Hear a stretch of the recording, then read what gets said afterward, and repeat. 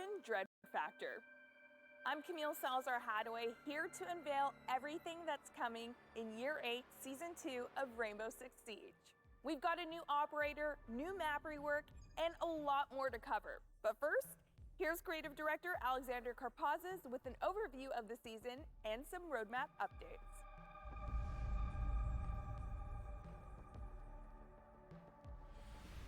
Welcome to Operation Dread Factor. This is introducing a new operator, Fenrir, hailing from Sweden, who's joining the Red Hammer squad. He's bringing with him the idea of fear to the battlefield. This is a mechanic that we've been working on for a long time, and we finally made it work. And we're happy to introduce him to the rest of the operators. On top of this, we have a big, long overdue map rework for Consulate. We hope you enjoy it. And we're bringing much, much more. We're bringing balancing changes, quality of life changes, and accessibility changes to make the game that much more enjoyable to play, including Permanent Arcade being released this season for everyone to enjoy. As with last year, we want to be fully transparent with what we do with the roadmap and any changes that we make. And these changes are actually informed by you, your voice, and your feedback. That means this season, we're delaying the Frost rework to Season 3 so that we can focus on the priorities that you mentioned to us when we announced this initial roadmap. That means Grim will be getting a buff this season, as well as the Observation Blocker being moved up to this season, Season 2 as well. For Frost, we want to make sure that you can play the Lab TS this season with those changes. There will be a dedicated spot on our 6 Fix where you can give us feedback for Frost.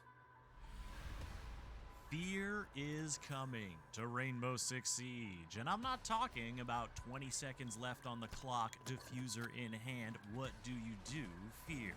I'm talking about this. This is what it looks like when an attacker is caught in the radius of Fenrir's FNAT Dread Mines. Are you afraid yet? Interesting. Should be. Fenrir brings a whole new way to undermine the attacker's advances, one that's unlike anything we've seen yet in Siege. Next, you'll hear from concept artist Sunshine Kim about the design and creative vision of this unique operator. And then Director of Gameplay Design Jeremy Carvant and Game Designer Dominic Clement will elaborate on the features that make Fenrir someone to be feared. Interesting so far. Fenrir is designed by, once again, our character concept artist NJ Chutai, who previously worked on Grim. Fenrir looks dangerous, somewhat frightening, but it's not reckless or evil. Since he's a scientist and a trained soldier at the same time, we really wanted to capture those two elements in the visual design. We explored light urban combat outfits for his general aesthetics, and something more advanced high-tech equipment that could be a focal point of his design. In this case, his neck collar slash mask that gives him immunity to his own gadget. Keeping rest of the design more grounded, we allowed certain room for fantasy on his gadget that can really show the character he can belong both combat and lab environment at the same time. So when our team started to work on Fenrir, we found interesting information about military scientists conducting researches around psychochemicals. That's cool how they pronounce it, Fenrir. That's cool. With cloud of gas that can impair the brain and send a subject into a state of delirium. So Fenrir's device is a diffuser of psychochemicals. When it's activated, the metallic casing opens. When it detects the presence of hostile, a gas is sprayed. When opponents are under the influence of this chemical, their brain are affected, their perceptions are clouded, and their field of view are obstructed with hallucinations. Because of the nature of this character, we built this scary-looking device. Fenrir works with chemicals, so the casing is corroded, creating this skull that became part of his identity. When it triggers, two glowing eyes are watching you while you are slowly sinking into the obscure universe of Fenrir. So Fenrir joins Rainbow as the mastermind of the defense. He's a unique trap operator that can truly adapt and redirect his own utility to the ever-changing flow of a round. So Fenrir brings the FNAT Mine. It's a throwable sticky gadget that can be deployed pretty much everywhere. Interesting loadout, the MP7. That's interesting. that walks in its line of sight. Once it's triggered, the mine will release a toxin cloud. Everyone standing in it will be affected by the effect, which we call the fear effect. In short, the fear effect is essentially a curtain, an opaque bubble around you that limits your visibility range to a few meters. Past that, it's complete darkness. So when the round starts, Fenrir has all of his gadgets in his pocket. And when they're deployed, they're basically inert. They don't do anything and they're armored. So they can't be destroyed by bullets. They can only be destroyed by explosives. Aside from being there and looking mean, That's gonna be they don't do changed anything. later on, guaranteed. That That's is just until how Fenrir the activates Banshees them were. with one of the 3 codes. He has 3 codes and 5 gadgets. So he has less codes than actual gadgets, so he needs to be mindful of which one he's going to activate and which one he will remain armored. Because once they're activated, they open up and they're no longer bulletproof. So they're very vulnerable to bullets, lasers, and obviously explosives. Once they're open up, they mean business, and it means that they can be triggered by attackers and affect them. So when you play as Fenrir, your goal is to survive as long as possible. So we made sure to give him a kit that will hopefully allow you to do so. If we look at the primary weapons, you have 2 options. The first one is the MP7, a classic, really powerful SMG, great for close, mid, and even long-range encounters. So the It is second very option powerful, the is MP7. SASG-12, which is a very strong, powerful shotgun that can deal a lot of damage in close range, perfect to pair with the gadget, which essentially limits the visibility of the attackers, so you can really get close and personal with this weapon and deal a lot of damage. Secondary weapon, we have the Bailiff. It's a great secondary weapon that creates a lot of destruction for a pistol. Whether you pick the SMG or the shotgun, you be sure to have a tool in your arsenal to reshape the map during the prep phase and set up your gadget the way you really want it. For secondary gadgets, we went for gadgets that will really synergize well with the operator's main ability.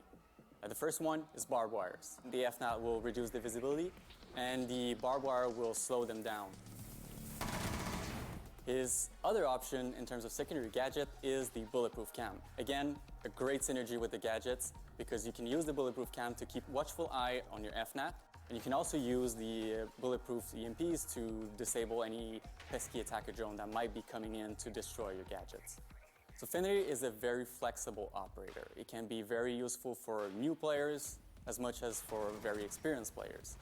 For new players, if you don't want to deal with having to manage and jungle with all the codes, you can just deploy your gadgets, activate them, and play them like a regular trap operator. If you want to be a bit more advanced and kind of trick the attack, you can really juggle with the codes, activate your gadgets when they need to be activated, deactivated them to protect them, do this dance of the mastermind kind of controlling where the gadgets are most effective and affect as many attackers as you can.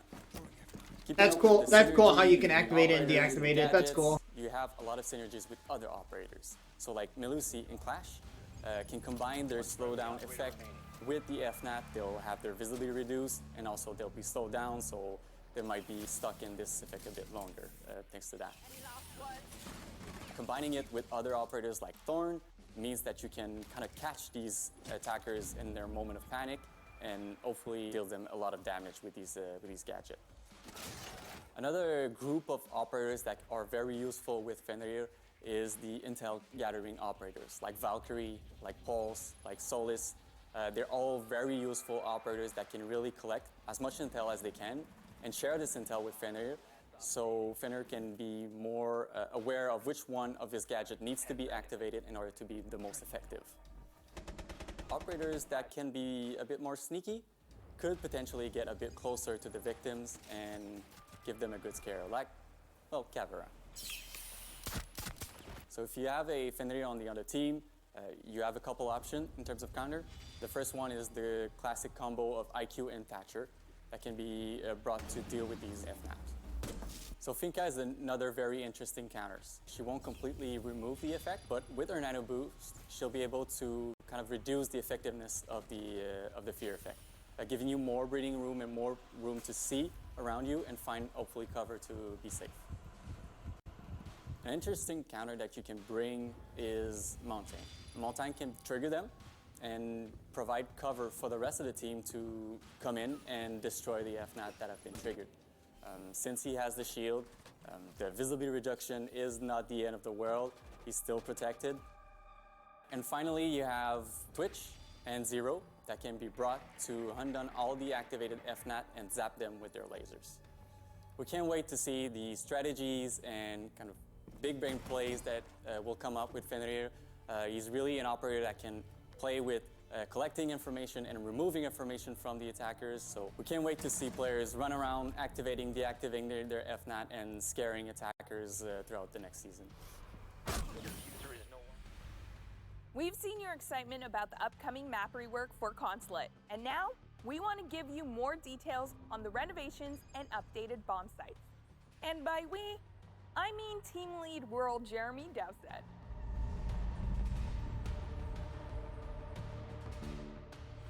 Let's see what you got for us, One of man. our Let's original see. maps. It's 8 years old. It was old technology. It needed to be brought up to a level that we expect from our maps. New destruction, new walls, everything's up to the new 2.0 standard. So we can actually iterate upon it and we can actually fix bugs and issues much, much easier. We've gone top floor all the way down and even out to the spawn points. This map is a very, what we'd call a heavy rework. It's a massive overhaul of everything from the ground up. Exterior, in, everything's been touched. It's gonna feel the same, but there are a few surprises and a few tweaks. Everyone knew that there was a problem with Consulate with being spawn peaked or run out on quite a lot. So we've gone through and we've looked at all of the lines of sights from the building to the spawns, and we've made it more comfortable for the attackers to actually approach and actually get into the building. So what we've done is we've looked at all of the lines of sights, i.e. all of the windows, all of the doors, anything that looks towards the spawn. And in certain cases, we've actually either put a blocker on the window, say some scaffolding, or we've actually removed the window or blocked it permanently. So anyone that was used to looking out towards garage and getting a cheeky angle, that angle's not there anymore. If you want to spawn peak, you're gonna have to work an awful lot harder for it. There's a new set of stairs, yellow stairs, that go all the way up, which aids in navigation, and especially if you need to switch between floors. The biggest change that players will notice is the exterior wall on the balcony. So you can actually hold the balcony and actually play with the ebb and flow of the attack and defense. You've got a chance to get in on the balcony now. A lot of things have changed on the first floor. A lot of walls have moved. Some new thematics. There's a new thing called Exposition, which is actually a bomb site. So you have Exposition Piano as the bomb site on the first floor. Entrance lobbies changed. Spiral stairs, you're still gonna recognize it. It's the same, but refreshed. A lot more cover and a lot more ways to actually approach the bomb site. It's less open. It plays much nicer than it did before. Everyone loves to hate Garage. The smoke plant was everything. Every time you watch this map get played in Pro League, when it was in Pro League or in Ranked, you know what's gonna go down. They're gonna plant behind the truck, they're gonna smoke, and then they're just gonna hold it all the way out on the exterior, and you're not gonna be able to counter them. Now you actually have to enter through a new room to get into Garage to the bomb site to actually be able to plant. This means you can't hold it from the outside, so you have to enter the building. Same thing if you're attacking from server side. There were lots of lines of sight, and they would hold on a really long angle. We've looked at the angles, and we've cut them all down. The flow's a little bit different. The bombs are in different places. Not only is the Garage changed with the big new entrance and the doorway through, there's a doorway to the side of it now that goes to yellow stairs. It's always nerve-wracking for the team, who did an exceptional job. It looks amazing, the artists were great, the lighting looks great. I think the players gonna love it. So like Nighthaven, you can't ban Consulate. We want the players to be able to experience the new map, the new navigation, and the hard work of the team. In Siege, all it takes is one bullet. And to help you make each bullet count, the shooting range is continuing to evolve. Associate Game Director Christopher Budgeon is here to tell you more about the new features, including a destructible surprise.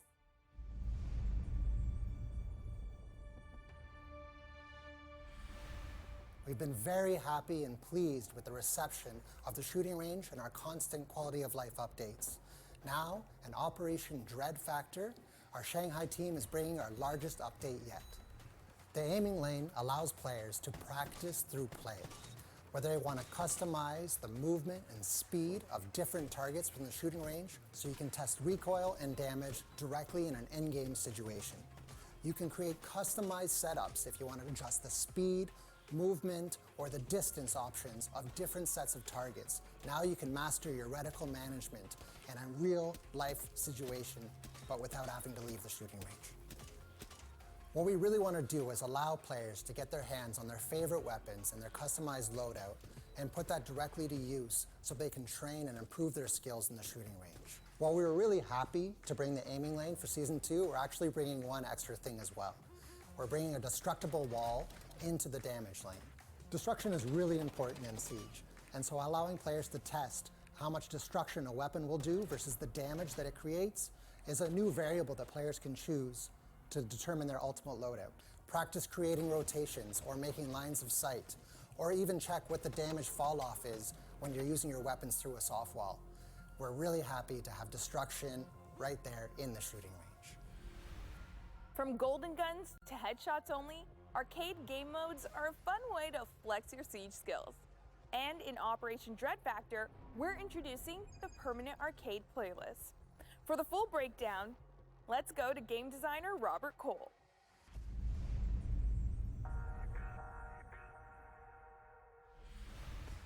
We are super excited to finally bring you the new Permanent Arcade playlist, and you can get your hands on it coming in Season 2. We wanted to give a place for players to actually play and enjoy all these arcade game modes that we've released throughout the years. But we also felt like all these game modes deserve a place to be permanent inside the game. And we will release with a list of 5 arcades. So now you will be able to, from the menu, jump directly into a queue for all these crazy and fun arcade game modes. Or you can even go to Custom Match and create your own lobbies with your own friends.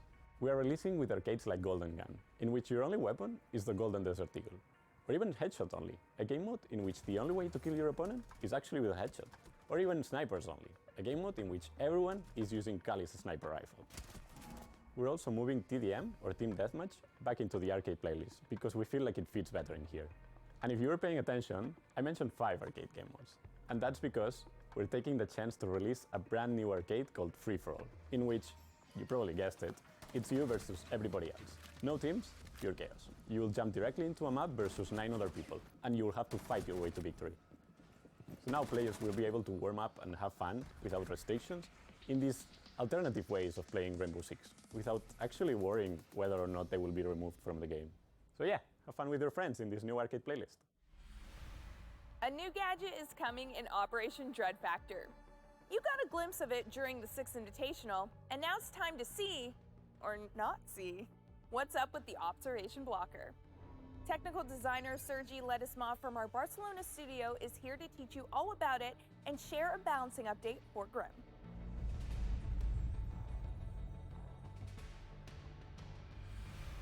Intel Gathering is one of the core pillars of the Siege experience. We want to reinforce this gameplay by giving defenders more tools to deny information to the attacking team. That's why this season we're releasing this new secondary gadget, the Observation Blocker. This gadget, once deployed on the ground, creates a digital barrier that blocks vision through attackers' observation tools, forcing them to drone more aggressively and giving more opportunities to defenders to destroy those drones. Defenders choosing this secondary gadget will start with 3 under pockets, so they will be able to cover large portions of the map. When it comes to synergies, the gadget can be used in combination with operators such as Kaid, Maestro, or Melusi to hide valuable pieces of utility. For example, with Maestro, you're going to be able to hide your evil eyes behind an observation blocker and gather information and shoot with a camera without getting your gadget exposed to drones. It can also be used to defend strong positions. You could, for instance, place a deployable shield, a couple of ADSs on the wall, lay some traps, and hide the entire setup behind an observation blocker. Attackers won't know what threats are hidden behind this gadget, so they will have to either reach their drones, find a way to destroy the gadget, or pick themselves without enough information to win the gunfight. The gadget can be destroyed by bullets, explosions, or even be hacked by Brava, so defenders will have to find safe positions for it to be useful during the round. With the gadget in play, attackers will have to drone smarter and with more precision to gather the information they need to win the round. The addition of this new secondary gadget will create new gameplay interactions in the Intel Gathering experience, and will also give the defenders more flexibility when it comes to assembling their team compositions. Grim hasn't received as much playtime as we would like. We think the main reason is how hard it is to apply the effect onto the defenders. We want to buff him, to make his gadget more reliable and impactful.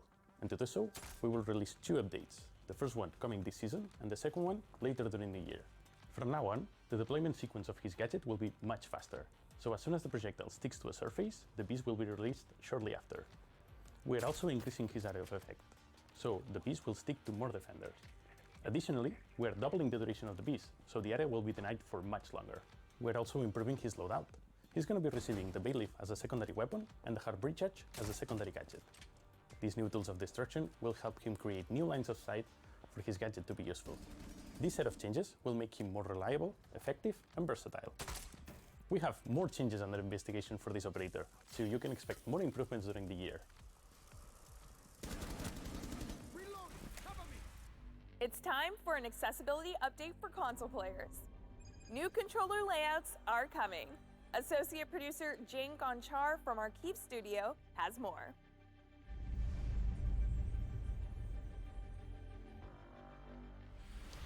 As you may know, we want to level up playing field for PC and console players, and new additional controller layouts are important stepping stones on the way to full controller customization.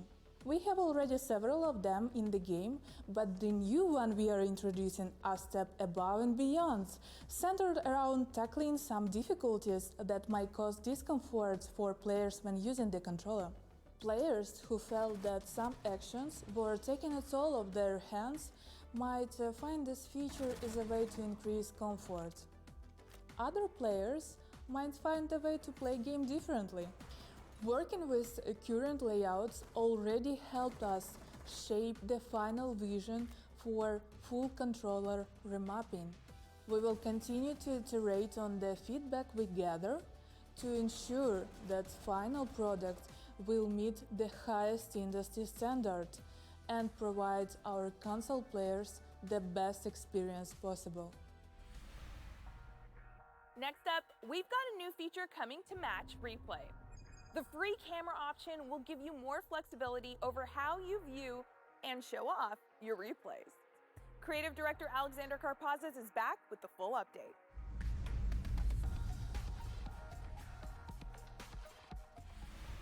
Free camera for Match Replay is coming to Siege, and this is a new perspective of spectating matches. This breaks from the top-down view or the first-person view of the game. Now you have complete freedom to move around the map as a camera, to inspect things that you never saw before, and to see strategies from a whole new light. The goal of FreeCam is to provide players with the tools necessary to review their match, to review the strategy. No matter where you are, you have the freedom to move around that map and inspect those details that you missed before. This means that the next level of FreeCam in a future update will be an update to the HUD, so you can also hide it as well. This would be a fantastic tool for creating content. This means that you can set up the camera that you want, the capture and performance that you want, so that you can create that amazing video that you've always dreamed about creating inside of Siege. In Season 2, we're bringing a quality of life update too, for everybody who enjoys playing squads. We're providing squads the opportunity to vote when the squad's ready to jump into the next fight, and the squad leader will instantly be able to move them into that next matchmaking phase straight from the after-action report. This isn't the only quality of life improvement we're doing in this season. We spoke at the SI about interactions with gadgets and improving that, and we're delivering with the first step, which is the diffuser pickup, making it more generous and more intuitive in order to pick up that gadget, and providing the option to players whether or not they want automatic pickup or a prompt to pick it up. The future means that we'll be bringing these improvements to other gadgets as well. And like we promised at SI, the idea of putting down your gadget, picking it up, and even throwing it will be on the roadmap for future updates. Operation Dread Factor is coming to the season test server next week. Get a first look at Fenrir, his fear-inspiring gadget, and the reworked consulate map. And remember, whether you're on the test server or in the live game, reporting issues you encounter to R6Fix will get you a chance to earn some extra rewards. That's all for our show today. Thanks for watching.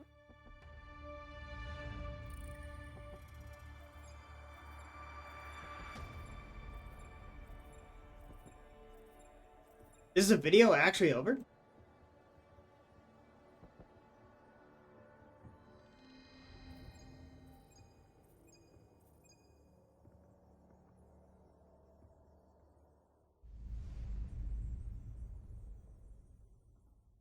What? They don't reveal